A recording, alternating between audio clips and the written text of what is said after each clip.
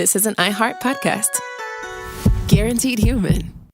Hey, everybody. The official Big Bang Theory podcast is back, covering seasons 3 and 4 of the show. Each week, host Jessica Radloff speaks with crew and cast members like Kunal Nair, Mayim Bialik, and Kevin Sussman. Hear about the Easter eggs you may have missed, behind-the-scenes stories, and how certain real-life relationships shaped some of the most memorable storylines. Watch the official Big Bang Theory podcast on HBO Max or wherever you get your podcasts. Work can be a little weird. Cringy training seminars, coworkers who won't stop talking about their plant, forgetting the mute button at an inopportune moment. We have to deal with a lot on any given workday. Sometimes it can feel hard to thrive and move forward in your career. Well, that's where LinkedIn comes in. LinkedIn helps you get ideas and insights from experts in your field, connect with people professionally, grow your network, and access tools designed to help you find the right fit for your next role. Whether you're just getting started, figuring out your next move, or looking to accelerate your career, LinkedIn is built to support you at every stage because LinkedIn is the network that works for you. Visit linkedin.com/know stuff to learn more.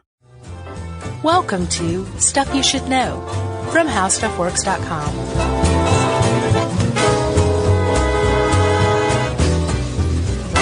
Hey, and welcome to the podcast. I'm Josh Clark. There's Charles W. Chuck Bryant and Jerry. So it's Stuff You Should Know.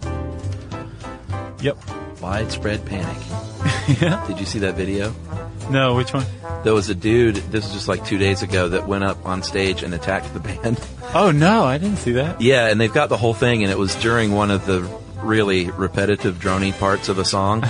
And I haven't seen an explanation, but I went to the Widespread Panic Facebook thing because there was a big thread about people talking about it, and I just said, hero. Did you really? Yeah, and I had people gangpiling me going, hero. That's hilarious. It's dangerous. You troll. I thought it was pretty funny. He attacked the members of the band. Yeah, like physically, and I couldn't quite. He attacked the drummer, and he was upset. And wow, I don't know if that part of the song made him snap, but it was definitely one of those repetitive thunk, think, over and over and over. Yeah, he's like, stop. But he was at the show, so that'd be weird, unless he went there to attack them. Yeah, that's probably the bath salts. Maybe so. So we're not talking about that kind of panic. That's more a psychotic break. And this is not widespread at all. It's very individualized panic. It is, but it turns out people suffering from this is kind of widespread. How about that? So it fits a little bit. Sure. Instead, we're talking about panic attacks and the combination of panic attacks or the culmination of panic attacks that can lead to something called panic disorder. Yeah. And it is a sucky mental condition. Yeah. That about 2.8% of Americans, which is a pretty significant amount of people. Yeah, that's more than bipolar, which we've covered. Yeah. And schizophrenia. Yeah. And OCD, which we've covered all three of those. Yeah. So that's a pretty significant amount of people who suffer from panic disorder. Right. But that's different than just plain old panic attacks. Even though to have panic disorder, you have to have panic attacks. But if you have panic attacks, you don't necessarily have panic disorder, right? Right, exactly. And I've had two experiences, which I'll talk about at some point through the show. Not personally, but Emily had a panic attack once. And a friend in college had a panic attack, a roommate. Yeah. And neither one of them had panic disorders. It was just an isolated incident. Yeah. So apparently that's, I don't know if common's the right word. Yeah. But people do have panic attacks. And that might be the only one they ever have for their entire lives. I hope so. Which makes the whole thing kind of mysterious. And we should say, like, science does not know what exactly is going on here. They have some theories. Yeah. But there's no way to predict what's happening. They don't even know if it's genetic or what. Yeah. Or environmental. Well, they finally isolated a gene last year. I guess I can go ahead and talk about that now. Okay. In December 2013, they isolated the gene, and you know genes are always so boring with their names. Unless it's Simmons. That's right. The NKRT3, they think may be responsible because its presence appears to cause an overestimation of fear and danger and an overactivation of the hippocampus and amygdala. So basically, if you have this gene, you're going to exaggerate your fear overall. Okay. But it's not like they're saying they prove that's the cause. Right. but that is a good step scientifically in the right direction. That's a huge step. Yeah. Because, I mean, that does sound very much like what a panic attack is. A panic attack is where you experience a very pronounced sense of fear, and basically your fight or flight symptoms response, and really, from what I can understand, your flight response. Yeah. Like, you're not in a position to fight or freeze, because now these days it's fight, flight, or freeze. Oh, really? Yeah. I don't think I knew that. Yeah, there's a third option now.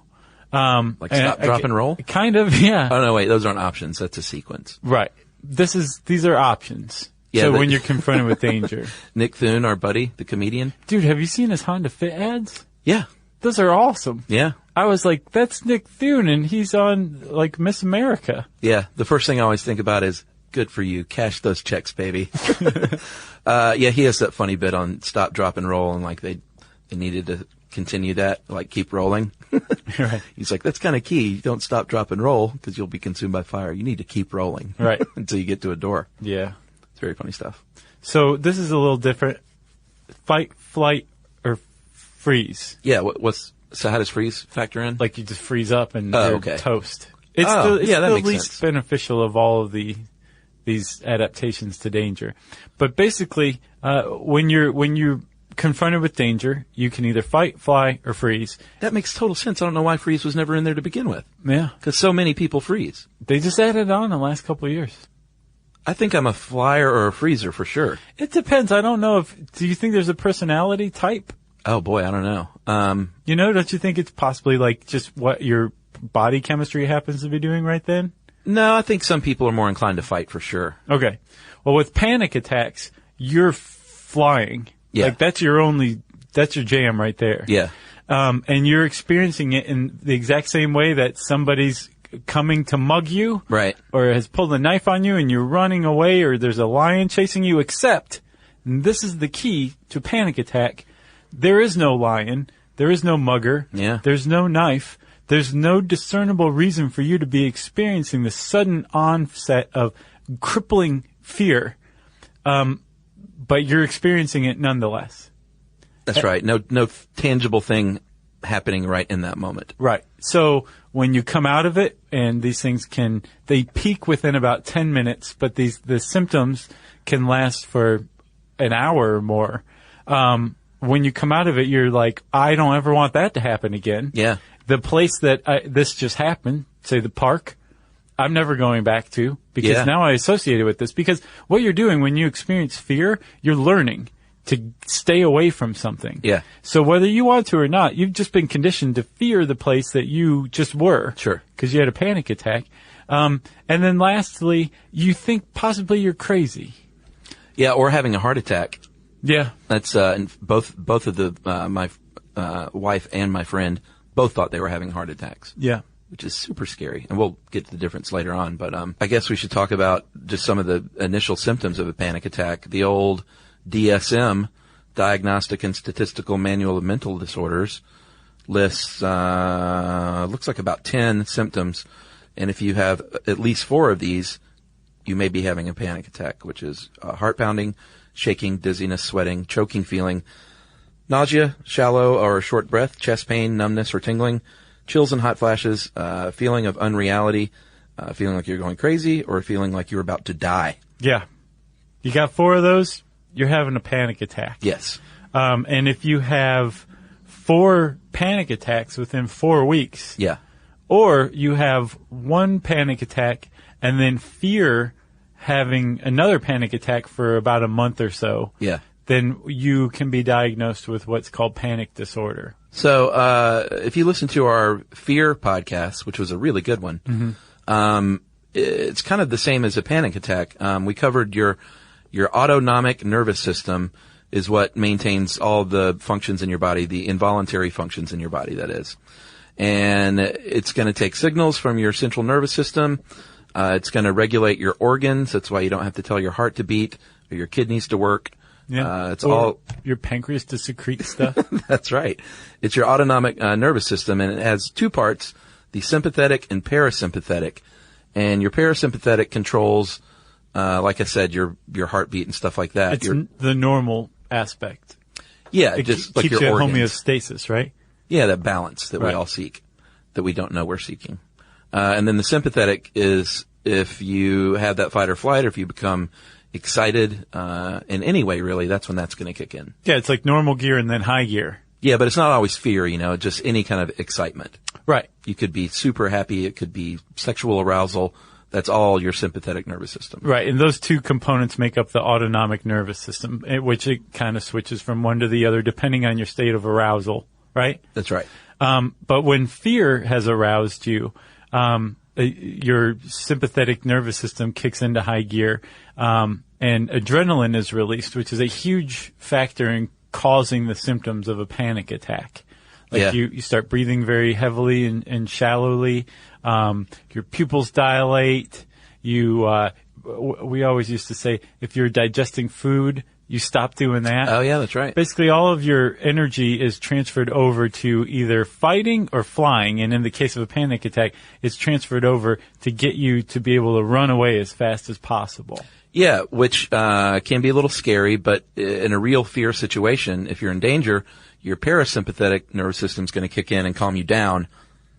But that is not what happens in the case of a panic attack, which is really perplexing. So let's recap this. A panic attack is when you experience this incredibly intense fear, so much so that you run away, but there's nothing there to be afraid of. And then, to make everything a million times worse, your parasympathetic nervous system doesn't kick in and calm you down like it would under normal circumstances. So you get to experience this horrible thing even longer.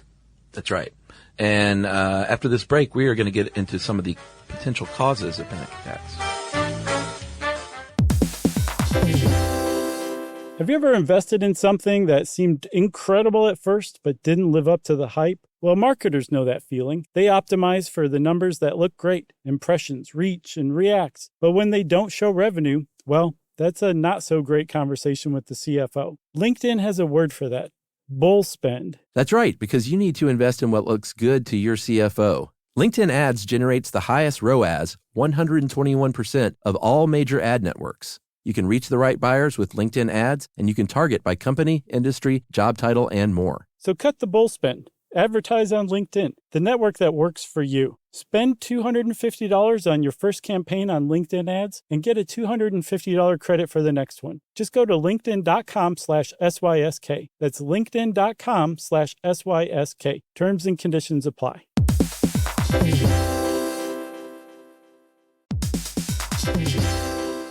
Hey, everybody, we want to talk to you about The Big Bang Theory. That's a show that became one of the most defining sitcom of its era and really built a fan base around its memorable characters and unique group dynamic. That's right, which is why we think you'll enjoy the official Big Bang Theory podcast. It's back, covering seasons 3 and 4 of the show. Host Jessica Radloff sits down with crew and cast members like Kunal Nair, who plays Raj, Mayim Bialik, who plays Amy, and Kevin Sussman, who plays Stuart. That's right. You're going to learn all about the Easter eggs you may have missed, behind-the-scenes stories, and how certain real-life relationships shaped some of the most memorable storylines. Yeah, there's cast reflections years after the series aired and expanded content around famous episodes and storylines. It is exactly what you're looking for if you're a fan of The Big Bang Theory. The season is on video, so watch the official Big Bang Theory podcast on HBO Max, or listen wherever you get your podcasts, and stream episodes of The Big Bang Theory on HBO Max.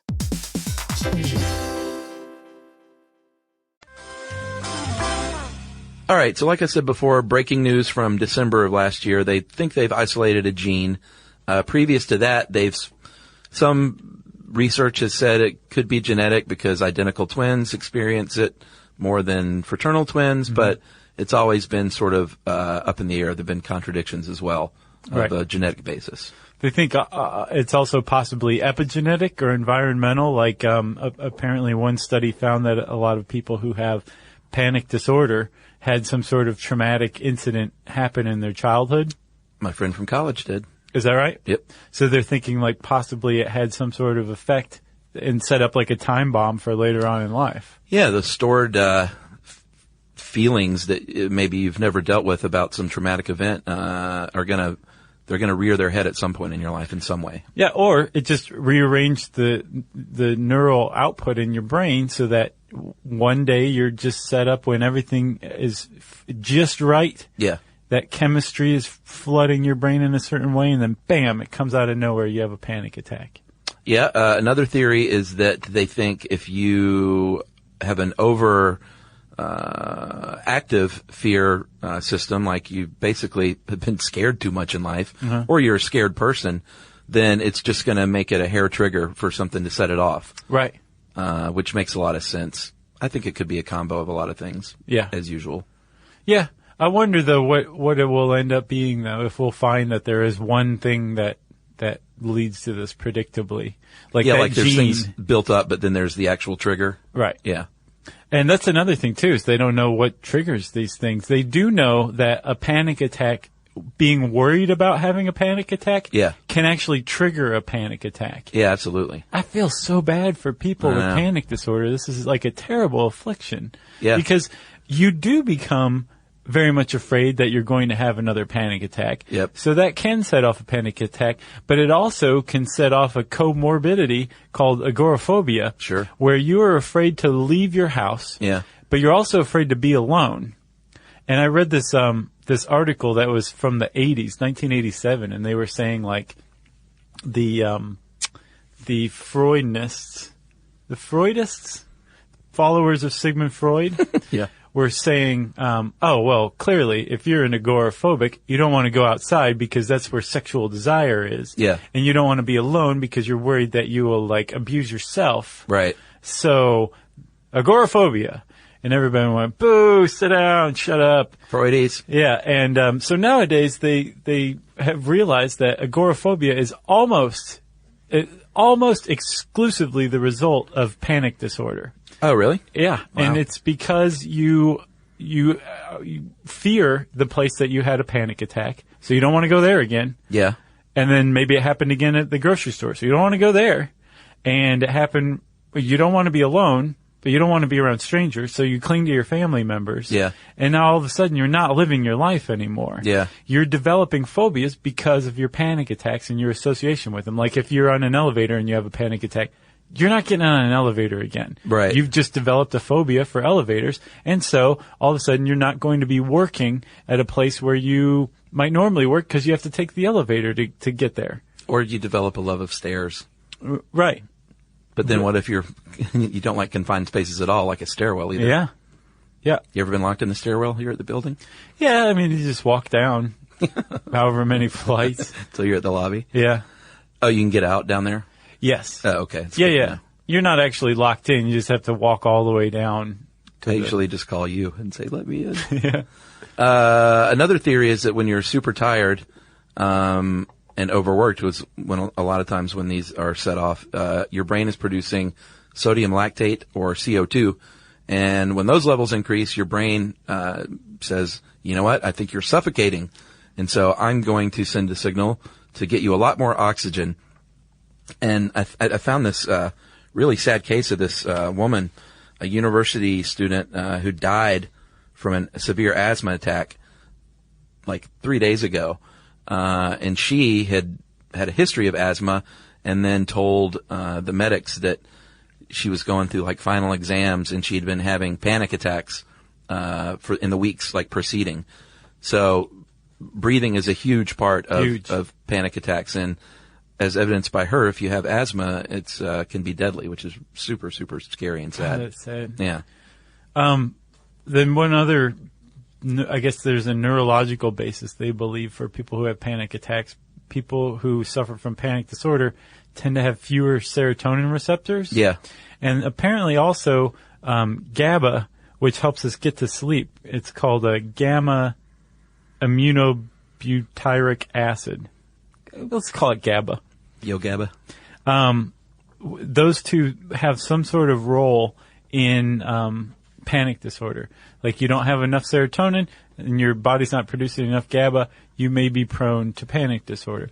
There isn't like a specific type of person that necessarily gets a panic attack. It can happen to anyone, but usually it happens if you're in your 20s. Mm-hmm. Although they say kids can get it as well, have a panic attack or a disorder. Twice as many women have a panic disorder, develop one as men, which is pretty interesting. And like you said, just the fear, like having had one before, that fear can lead to more. So it's very cyclical. Yes. And, that one paper from 87, I can't tell if it was arguing in favor of panic disorder being like an evolutionary adaptation. Yeah. And like possibly beneficial. Or if they were saying like, some people think this, can you believe this?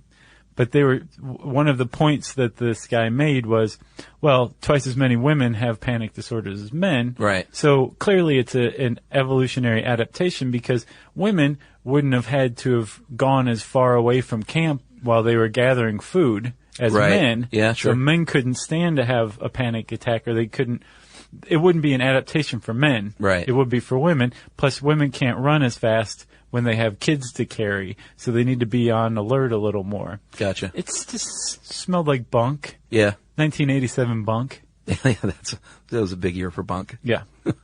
If you do have a panic disorder, you may have a hard time getting your family to understand it.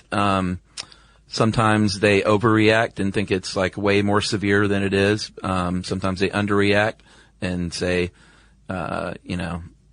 it's all in your head. Right. Like, just calm down.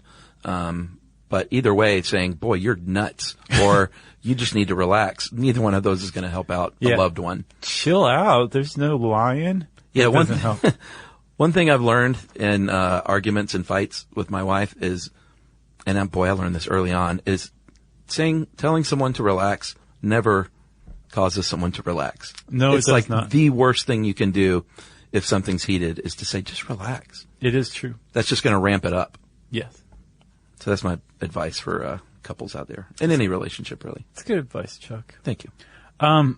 There is a silver lining to all this in that panic disorder is actually highly treatable. It's the treatments that they've come up with are pretty successful, and we will talk about those treatments right after this.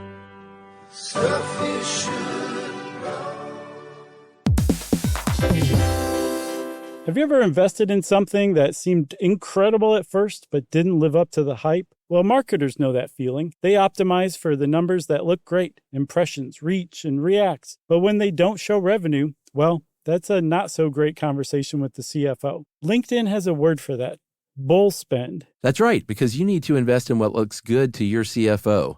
LinkedIn Ads generates the highest ROAS, 121% of all major ad networks. You can reach the right buyers with LinkedIn Ads, and you can target by company, industry, job title, and more. So cut the bull spend. Advertise on LinkedIn, the network that works for you. Spend $250 on your first campaign on LinkedIn Ads and get a $250 credit for the next one. Just go to linkedin.com/SYSK. That's linkedin.com/SYSK. Terms and conditions apply.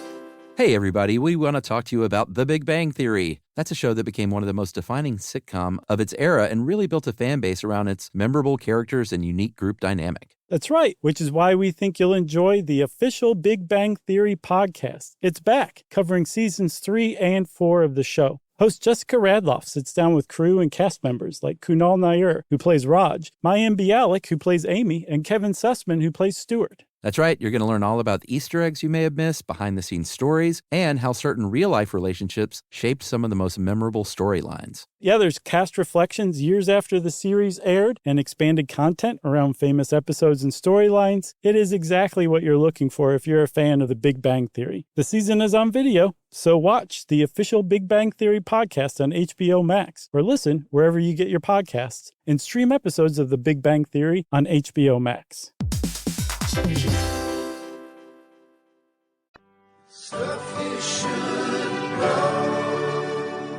All right, so you mentioned that they are treatable. They have found success rates through medication and therapy, which seem to be about the same as far as how effective they are, between 60 and 90% of the time. That's pretty good. Yeah, that's not bad at all. So that's the good news. So there's three typical methods of treatment: antidepressants, Yeah. anti-anxiety pills, Yeah. and therapy. Yeah. And you might use them, independent of one another, in conjunction with one another. I also saw beta blockers. Some people use beta blockers to treat them, but they're not quite sure what's going on with that. I've used those before live performances. Those are the ones I read about that. You gave me one, and I was like a useless worm. Yeah, it didn't affect me like that. I just like totally lost my personality. I wasn't nervous, but I didn't do anything. Well, I've gotten used to live performing now, so I don't need them anymore. But Right. I got that tip from apparently a bunch of musicians, like in symphonies and stuff, use them. I was like, well, if a first chair violinist, if it's good enough for them, then Right. give me some beta blockers. Yeah. But it worked for me. But like I said, I'm over all that. I enjoy being on stage now. So with SSRIs, Yeah. which is what you moved on to from beta blockers, right? No, I'm not on anything. So with SSRIs, those are selective serotonin reuptake inhibitors, and they do exactly what they sound like. You've got a bunch of serotonin receptors in your brain. If you have panic disorder, you may have fewer serotonin receptors in your brain. Yeah. Serotonin is a neurotransmitter that helps basically stabilize your mood by either causing a neuron to fire or inhibiting a neuron to fire in this really beautiful, perfectly balanced chemical reaction, right? Yeah. So if you have fewer of these receptors than normal, you're going to be comparatively out of balance. What an SSRI, an antidepressant, does is it allows the serotonin to kind of stay in your synapses a little longer than is normal, so that you are releasing a little more serotonin than you would under normal circumstances. And it's proven pretty effective for panic disorder. Yeah, I mean, they work wonders for a lot of people for a lot of reasons, but not everyone, and they can cause a lot of negative side effects. So obviously, work with your doctor on a program, and it takes them a little while, like 2 to 4 weeks to begin working. Right. For a panic attack, an anti-anxiety drug like Xanax might be a little more effective because that is immediately hits you. It is a tranquilizer. Benzodiazepine, right? Yeah, and it's the Xanax is going to help chill you out immediately, but you can get hooked on those things Pretty quick. Yeah, and they're dangerous to quit cold turkey, and it's not the best thing to go to Xanax a lot. Well, yeah, they say that you should basically, if you undertake an SSRI regimen, you can conceivably stay on it for years. Yeah. If you undertake a anti-anxiety or benzodiazepine regimen, like it shouldn't last for more than a couple of weeks or month. Yeah. From what I understand. Yeah. Because of the dependency. And again, you want to really do all of this with a qualified, competent doctor's assistance. Sure. Not a doctor's assistant. Doctor's assistants. It depends. If it's a qualified, competent doctor's assistant who can write prescriptions, who you trust, go for it. That's true.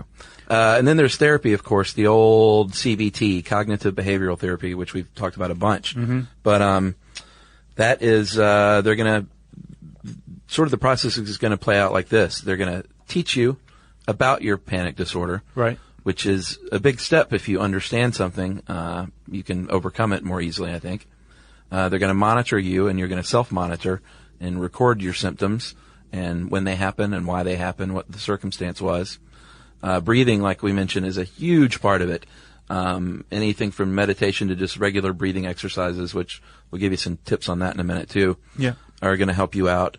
And then the old exposure to situations. And this is once you've rethought what your approach is going to be. Like, here's your new outlook, and now here's a situation that might give you a panic attack. How do you feel? Yeah. Or if you had a panic attack in an elevator, they may tell you to imagine you're in an elevator. Yeah. Your therapy might progress until you're actually in an elevator and you're chilling out. And the hope is that if you can undergo exposure therapy to that degree, it will get you over your panic attacks in general. Another aspect of it, Chuck, is rethinking. Yeah. And that is basically accepting the fact that you have panic attacks.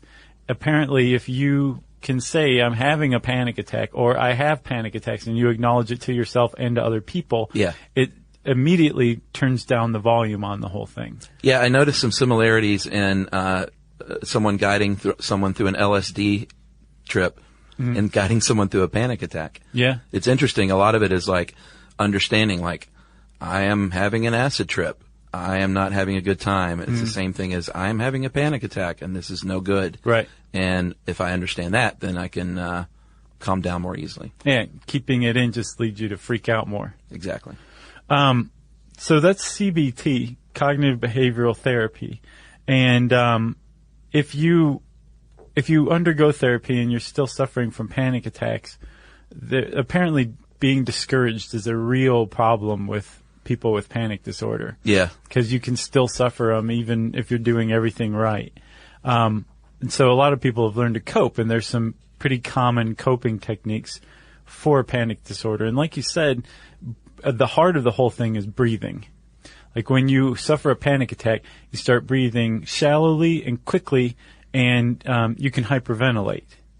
What you want to do is breathe from your diaphragm, and you can actually practice this in the times when you're not having a panic attack. Yeah, if you're a singer, you know how to breathe with your diaphragm, but if you're not, what you can do is lie down on your back, put some pillows under your head and knees, and put a hand on your stomach and a hand on your chest, and then practice breathing and making your hand on your stomach move without the hand on your chest moving. Right. And then tap the hand on your stomach while you make a circle with the hand on your chest when you're really advanced. Wow.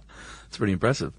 And then another thing you can do is just literally like put a weight on your stomach and make Nothing sure too heavy.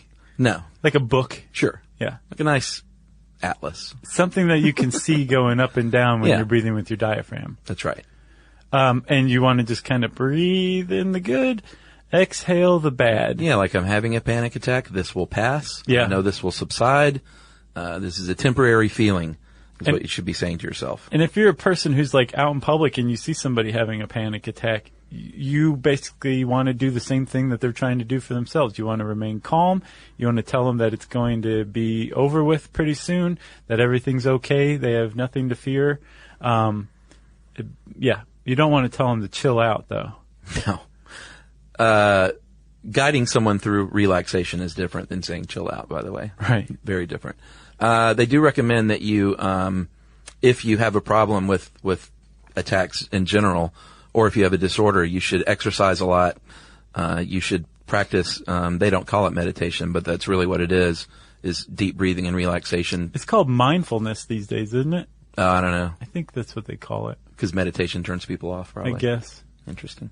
Cut out the caffeine and sugar and nicotine. That's a big one. Yeah, that's not going to help you at all, doing all those things. And, if this stuff is stuff that's building up inside of you, which it often is, learn how to express yourself a little more and talk about your issues. I know that in both of my cases, my buddy in college, it was during finals week, and I had gone to bed, and my roommate and another dude were out in the living room staying up. And one of them came and woke me up, and he's like, dude, he's having a heart attack. He's having a heart attack. And I didn't know anything about panic attacks, so we took him to the hospital, of course. And that's all it was. It was a panic attack. He calmed down. I think they might have given him something there, some sort of medication to calm him down. Probably benzodiazepine. Yeah, probably like a good shot in the arm of that stuff. And he was like, oh, I'm fine. Right. With Emily's case, she had been under a lot of stress and was driving back from Akron, Ohio to Atlanta. I think she went to get some furniture or something. So she was in a truck, like a moving truck. Oh yeah, that's a stressful event. Had been drinking caffeine like crazy, like she does, and basically started to have trouble breathing on the highway, going like 80 down the highway, and had to pull over. Called me, and I calmed her down. I was like, all right, now let's get back on the road, see how you do. She got back on the highway and immediately freaked out again. And I flew to Cincinnati and went to her hotel and drove her home. Nice. Yeah. I mean, there was really no choice at that point. Yeah. When it's your wife, plus it was a good opportunity to get on the white horse, and ride in and save the day. Oh, that white horse. I think everyone loves those opportunities, Yeah, for sure. And it's not, and I've always also wanted to run to the airport, say like, give me a one-way ticket to somewhere. That's the only Out of time. my way. Yeah. I don't have time for your body scans. Pretty much. That's how it happened. So she checked herself into a hotel, and I went there and I had some nice Cincinnati Skyline chili. And then the next morning we hit the road. Nice. Yeah, it was good. That's a good story. And she hasn't had one since then.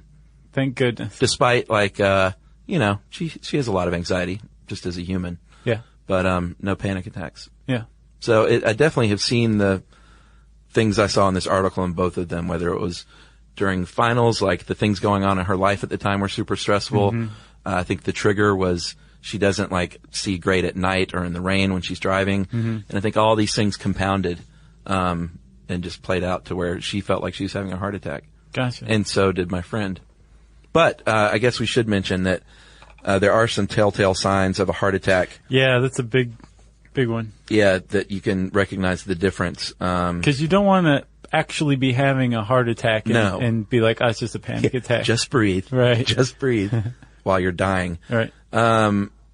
Here are a few tips from the American Heart Association.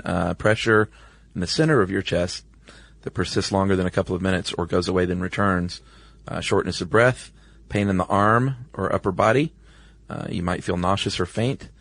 And, of course, if you're ever in doubt, call 911 because, like you said, you don't want to be having a heart attack thinking will subside. No.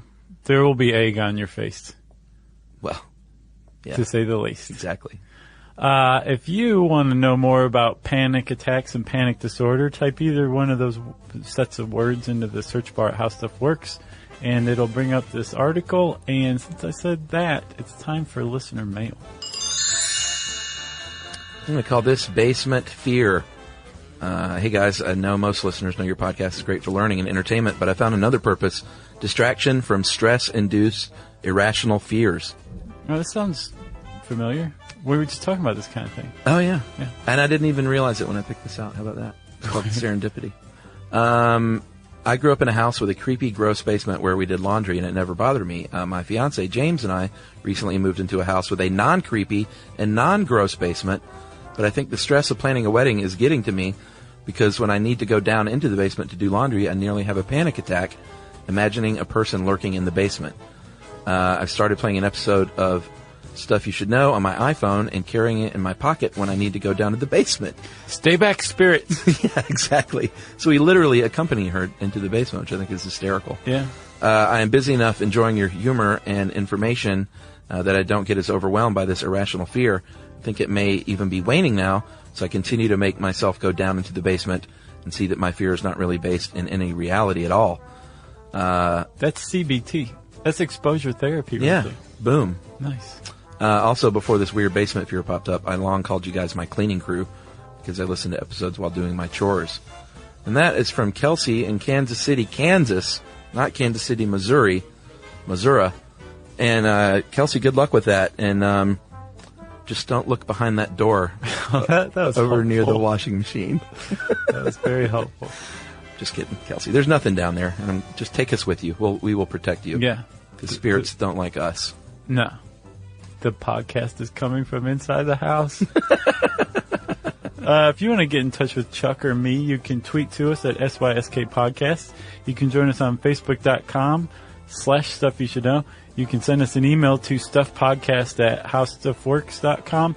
And as always, join us at our home on the web, stuffyoushouldknow.com.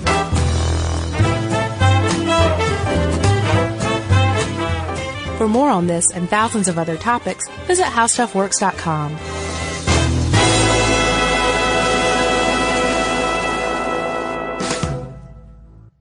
Everyone knows winter is the real mess maker. You don't need WeatherTech floor liners for summer unless you hit the beach and half the beach ends up back in your car, or the campsite dirt ends up in your trunk. Then you'd want a cargo liner, or a road trip goes sideways, lemonade spills, ketchup goes rogue, ice cream drips. Yeah, you'd be pretty happy about those WeatherTech seat protectors. So just to be clear, as the mud you're inevitably going to step in this summer, you don't need WeatherTech unless you plan on doing summer. Visit WeatherTech.com today.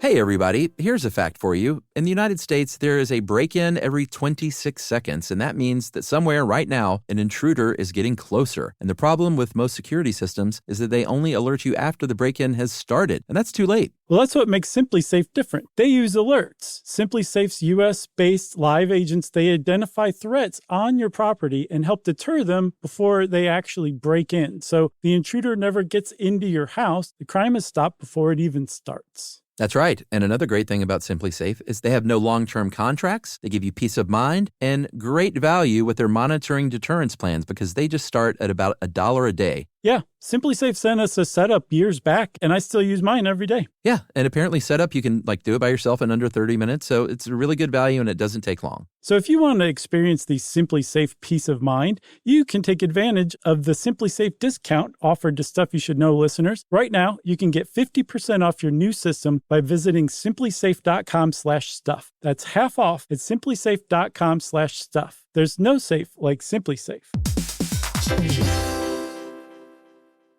This is an iHeart podcast.